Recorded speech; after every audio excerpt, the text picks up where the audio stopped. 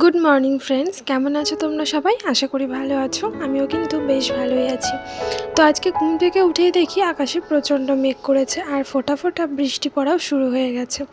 তাই মা বাবার সাথে আমিও একটু কাজে হাত লাগালাম, কেননা সারা বাড়িতে চারিদিকে পেঁয়াজ, রসুন আরও অনেক ফসল ছড়িয়ে ছিটিয়ে রয়েছে। তাই ভাবলাম যদি নষ্ট হয়ে যায়, তাই বাবা মার সাথে আমিও আজকে কাজে লেগে পড়লাম। আর এই যে দেখতে পাচ্ছ, পেঁয়াজের সমস্ত নোংরার মধ্যে অনেক ছোট ছোট পেঁয়াজ কালকে যারা কেটেছে তারা ঢুকিয়ে দিয়েছে। অ্যাকচুয়ালি তাদের কত তাড়াতাড়ি তারা কাটতে পারে আর তাদের মাপ আমাদেরকে বুঝিয়ে দিতে পারে, তাহলেই তারা সেই মাপ অনুযায়ী পয়সা পেয়ে যাবে। কিন্তু তারা এইভাবে কাটলে পরে আমাদের সেগুলো পরিষ্কার করতে যে কতটা কষ্ট হয়, সেগুলো তারা একদমই ভাবে না।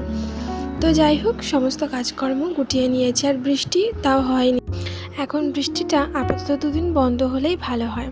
তো তারপর একটু ঘরে চলে আসলাম, আর দেখো পুকুনকে আজকে ছোট্ট একটা চুলে ঝুঁটি বেঁধে দিয়েছি। কি কিউট লাগছে না?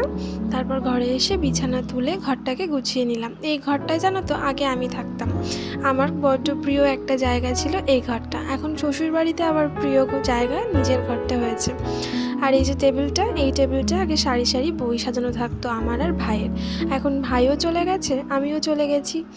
এই টেবিলটায় এখন কিছু অপ্রয়োজনীয় জামা কাপড় আর তার সাথে আমার দাদু ঠাকুমার ছবিটা স্থান পেয়েছে। যাই হোক, তবুও এই টেবিলটার সৌন্দর্য অন্যরকমভাবে বেড়েছে। যাই হোক, তারপর নিজে একটু ফ্রেশ হয়ে নিলাম। আর এই দেখো, আমি একটু জল এখানে খুলতেই পুকুন এসে তো বেসিনের ওপরে উঠে পড়েছে, আর উঠে নিয়ে নাকি ও বলছে ও নাকি এখন চান করবে। তো যাই হোক, ফ্রেশ ট্রেশ হয়ে মাথার চুল টুল একটু আঁচড়ে নিলাম, আর তারপরেই চলে আসলাম রান্নাঘরে একটু সবজিটা মাকে কেটে দেব। আর জানো তো, মুখটা একটু অন্যরকম লাগছে, কেন বলো তো? কারণ আজকে আবার আমার বাড়ি যাওয়ার দিনটা চলেই আসলো, সেই জন্য। তো এই যে আমি এখন রেডি হয়ে গেছি, তো একটু পরে আর কি বেরোবো। তাই ভাবলাম একটু মাঠ থেকে ঘুরে আসি। আজকে তো আমার একটা রোদ ওঠেনি, কিন্তু রোদের কিন্তু খুব তাপ, তার জন্য একটু লেট করে যাচ্ছে। আমার একটু দোকানে কাজ আছে, তো কী কাজ আছে তোমাদেরকে পরে বলবো। তো যাই, এই যে আমি রেডি হয়ে নিয়েছি, তো এখন বেরিয়ে যাবো আমি আর পুকুন। আর পুকুনকে আমি বলেছি টোটো দেখে আসো, পুকুন বিরক্ত করছে, যেহেতু আমি শাড়ি পরেছি আর বাইরে দাঁড়ানো যাবে না, এখন ওকে নিয়ে যেতে হবে। তাই আমি ওকে বলেছি যে তুমি দেখে আসো টোটো এসেছে নাকি।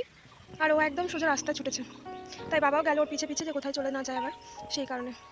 তো চলো, আবার রাস্তায় গিয়ে তোমাদের সাথে দেখা হবে।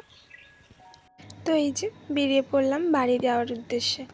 আর বাড়ি যাব, তাই মা একটু রাস্তায় এগিয়ে দিতে যাচ্ছে, আর ওই যে সামনে পুকুন তার দাদার কোলে চেপে যাচ্ছে। আর এই দেখো, টোটোর জন্য ওয়েট করতে করতে আমার পুকুন তো একদম পাগল হয়ে যাচ্ছে। একটার পর একটা টোটো আসছে, কিন্তু কেউ আমার পুকুনকে নিয়ে যাচ্ছে না। তো তারপর চলে আসলাম একটু জামা কাপড়ের দোকানে, আর দেখছিলাম পুকুনের জন্য একটা জামা। তো এই জামাটা কে দিয়েছে বলো তো? বলবো পরে ভিডিওতে তোমাদের বলবো। এই যে তারপরে পুকুন বলছিল ফুচকা খাবে, অনেক দিন ধরেই বলছিল, তাই নিয়ে আসলাম। আর কাকুটা একটা ফুচকা দেওয়াতেই প্রথমেই একটা কামড় দিয়ে দিল। তারপর ঘাট পার হয়ে চলে আসলাম এই পারে। আর এই পারে জানো তো, রবিবার থেকে আমাদের এখানে মেলা, 2 জায়গায় মেলা বসে, ওই যে গঙ্গার ধারে একটা আর এখানে একটা। মেলাগুলো কিন্তু অনেক বড় মেলা হয়। তো যাই হোক, এই যে আমরা টোটোতে বসে আছি, এখন যাব বাড়িতে। তো আজকের ভিডিওটা আমি এই পর্যন্তই রাখলাম। তোমাদের যদি ভালো লাগে অবশ্যই একটা লাইক কমেন্ট করে দিও।